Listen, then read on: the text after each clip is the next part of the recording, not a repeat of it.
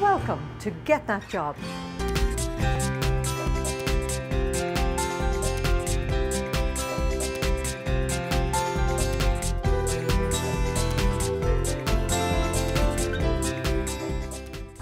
This week, we're coming to you from Dublin's Mansion House, where I'll be showing you how to use a job application pipeline to help keep you motivated while you look for your perfect job, and I'll be telling you all about body language and interview etiquette. But first, let's talk about how to build your confidence so that when you do get to interview, you can maximize your chance to get that job. It's very important to build your confidence before you actually get into your interview. And one of the best things that you can do is actually to have a mock interview. So we're going to take it in sort of a couple of very simple pieces so that you know exactly how to do a mock interview, ending up with actually having your friends and family interview you. Okay, but you're going to start off in an easier way. So you're going to start off by going into your living room, and you're just going to go through your CV, and anything that you've built into your CV for that specific employer, you're going to talk about. So you're going to say, that job there and the skill set that I've attached to it, I'm now going to talk about that. And there's two great things about that, because number one, the area of your brain that is for memory and the area of your brain that is for speech are not the same part of your brain. So if you just memorize without actually saying things out loud, when you actually enunciate your answers, you will feel nervous. And there's a couple of reasons for that. One of the reasons is that you haven't actually heard yourself say something in exactly that way before. So you'll sort of go, oh gosh, did that sound awkward? Or, oh, did I mean to say that? So your living room is the place to get over that kind of awkwardness. The other thing is, which is a fantastic thing, the more you verbalize a response to something, the more you realize that you never say it exactly the same way twice. So your brain learns that no matter what you say at interview, you're always right. So after you've actually done it in your living room, then you're going to switch on your TV set. And now you're just going to have the vision on with no sound.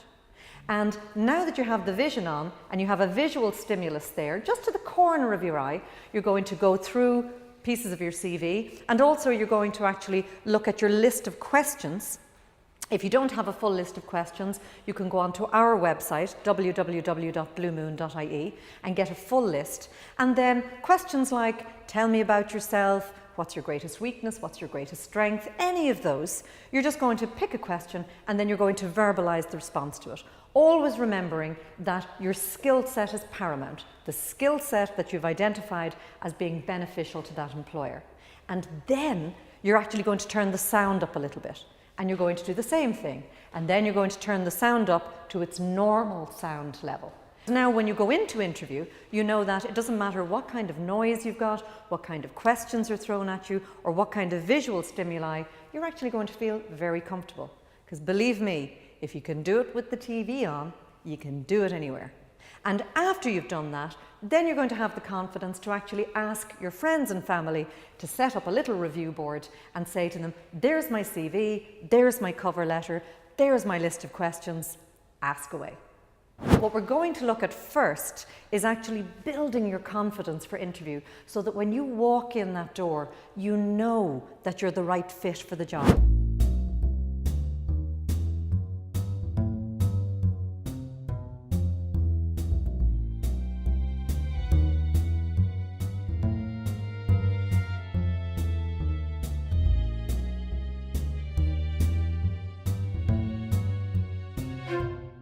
Mr. Best, you're next. Is he not next? We're going to start off with some basic ways of making yourself feel confident. So there are some very simple things you can do, okay? The first thing to remember is that, preparation builds confidence. So I'm sure you will realize that from all of the preparation work you've done in the last few days and the last few weeks on your skill sets and actually sort of building those into your CVs, you know yourself a little bit better, you know your skill set a little bit better. And the reality of that is that when you actually walk into an interview, you know that you've got something of value. And that's a huge plus in terms of confidence, because you know when you walk in the door, an interviewer is meeting somebody who actually can add value to their company. And that's a nice place for you to be in. So always keep in your mind as you walk in the door, you know, I really could bring value to this company. We're a good match. Something that's going to be invaluable to you at interview is a good breathing technique that you can use before you go into the interview, just to settle yourself and make sure that your brain is working at its most optimum level. So in brief, let me tell you that the breathing technique is breathe in for 5 seconds, breathe out for 5 seconds, and do nothing for 3. Then breathe in for 5 seconds, breathe out for 5 seconds, do nothing for 3. So you continue that breathing pattern while you're actually sitting waiting for interview.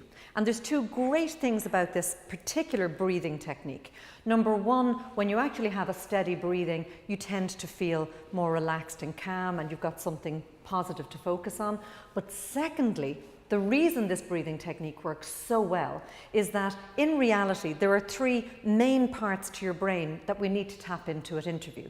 You have your reptilian brain, which is right at the sort of cortex of your brain at the very base.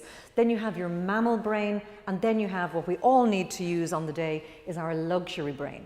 Now, when we get panicky or worried or lacking in confidence, that's because our luxury brain has switched off. So we're now working with the mammal and the reptilian brain, and the reptilian brain is where all of your emotions are stored. So obviously you're going to be feeling somewhat emotional. You might be feeling scared or anxious or worried, and you don't want to let that part of the brain take over. So the great thing about the breathe in for 5, breathe out for 5, do nothing for 3 is that it actually engages all 3 parts of your brain at a very even level. So they're all interconnected. So you'll feel calmer, you'll know that no matter what question you're asked at interview, you actually have access to all of those little filing cabinets in your luxury brain that give you the information on the day. So you're absolutely geared with this breathing technique to be totally confident and relaxed and give the answers that you want to give to help you get that job. Pretend. Pretend becomes reality. Now, that sounds like a strange thing, but you may have heard the phrase, see it to be it. The Americans love that.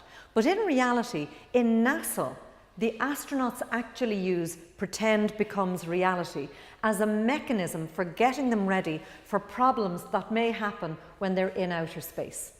So what you do is, for the purposes of interview, you actually imagine yourself sitting outside the interview and feeling great.